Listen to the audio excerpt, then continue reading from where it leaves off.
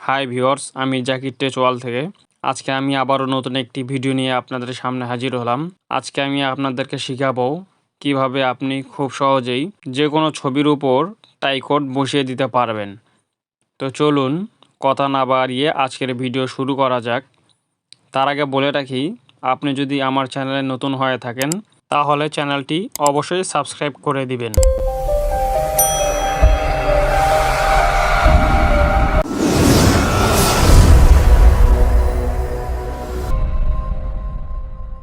আমি ডেস্কটপে দুটি ছবি রেখেছি অলরেডি। এই যে দেখেন, আমি টাইকোড পড়া ছবিটি এখানে ডাউনলোড করে রেখেছি। আর যে ছবিটির উপর টাইকোড বসাবো সেই ছবিটাও এতে অলরেডি কাজ করে রেখেছি। এখন আমি এই দুটি ছবি ফটোশপে নিয়ে যাই কাজ করব। এই যে দেখেন, আমি দুটি ছবিকে সিলেক্ট করে ফটোশপে নিয়ে যাব। এই যে আমি ফটোশপে নিয়ে গেলাম। নিয়ে যাওয়ার পর সামনে যে ছবিটি দেখতে পাচ্ছেন, এই ছবিটিকে আমি পাসপোর্ট সাইজ করে কেটে নেব। এজন্য আমি কালার সিলেক্ট করে রেখেছি অলরেডি। এখন আমি নতুন একটি পেজ নেব। নেওয়ার পর এই পেজের ব্যাকগ্রাউন্ড আমি কেটে এক কালার করে নেব। এই যে দেখেন, আমি এক কালার করে নিয়েছি। এখন আমি মুভ টুলসের উপর ক্লিক করব। ক্লিক করে চেপে ধরে নিয়ে গিয়ে এই রঙিন পেজে ছেড়ে দেব। ছবিটিকে একটু টেনে বড় করে দেব। শিফট চেপে ধরলেই লম্বা হয়। তারপরে ছবিটিকে আমি ইন্টার প্রেস করব। ইন্টার প্রেস করার পর পাসপোর্ট সাইজ করে কেটে নেব। এই যে দেখেন, আমি পাসপোর্ট সাইজ করে কেটে নেব। দুই সাইডে দেখবেন যাতে সমান থাকে।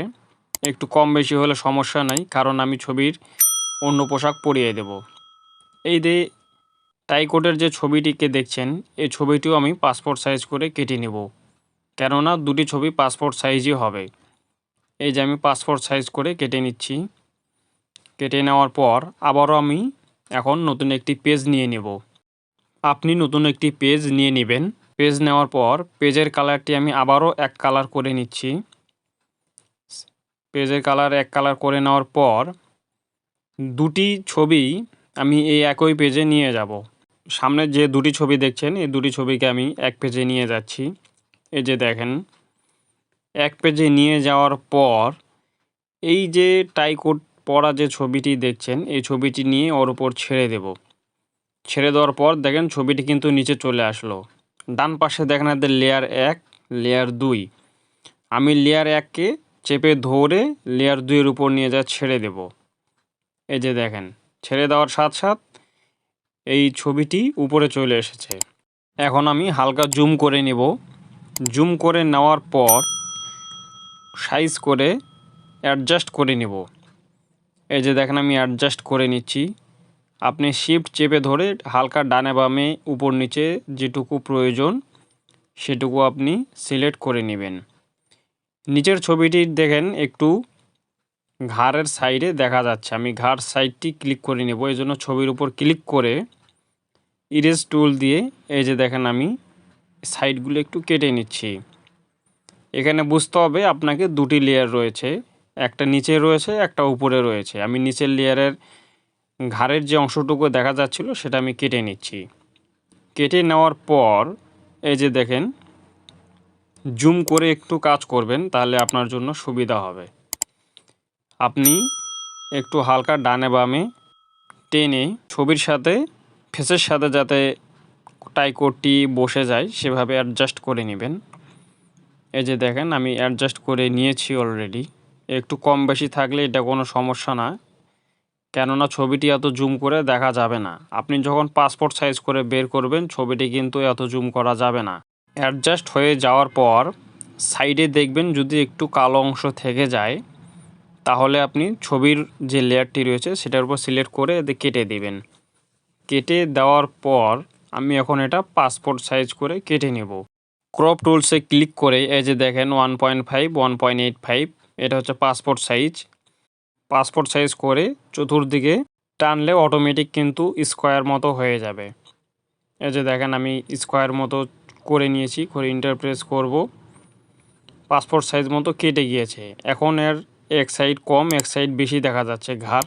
আমি এখন এটা পেন টুলস দিয়ে কেটে নিব। মনে রাখবেন, যে কোনো ছবির ঘাড় একটু কম বেশি থাকে, এজন্য সেটা আগে আপনাকে অ্যাডজাস্ট করে নিতে হবে, অ্যাডজাস্ট করে কেটে নেবেন। আমি এতে পেন টুলস দিয়ে কেটে নিয়েছি। আবারও পাসপোর্ট সাইজ করে দেখব যে কম বেশি থাকে কি না। এই যে দেখেন, ক্রপ করে নিয়েছি। ছবিটি এখন তৈরি হয়ে গেল। এখন আগের ছবিটি দেখেন আর আমি যেটা কাজ করলাম সেটা দেখেন। এভাবেই আপনি খুব সহজেই যে কোনো ছবির টাইকোড বসিয়ে দিতে পারবেন। আপনি অন্য পোশাকও পরে দিতে পারবেন। আমি যেভাবে টাইকোড বসালাম ঠিক একইভাবে আপনি শার্ট বা অন্য কিছু পরিয়ে দিতে পারবেন। এখন আমি ছবিটি সেভ করব, এজন্য আমি ফাইলে গিয়ে সেভ অ্যাসে গিয়ে ডেস্কটপে ছবিটা রাখবো। এজন্য আমি ডেস্কটপ করে দিচ্ছি, দিয়ে যে কোনো একটি নাম দিয়ে সেভ করে দেব। আমি যেভাবেই এই ছবিটির টাইকোড চেঞ্জ করে দিলাম, আপনি এভাবে খুব সহজেই অন্য অন্য ছবির শার্ট বা অন্য কোনো পোশাক পরিবর্তন করতে পারবেন। ভিডিওটি সম্পূর্ণভাবে দেখার জন্য ধন্যবাদ।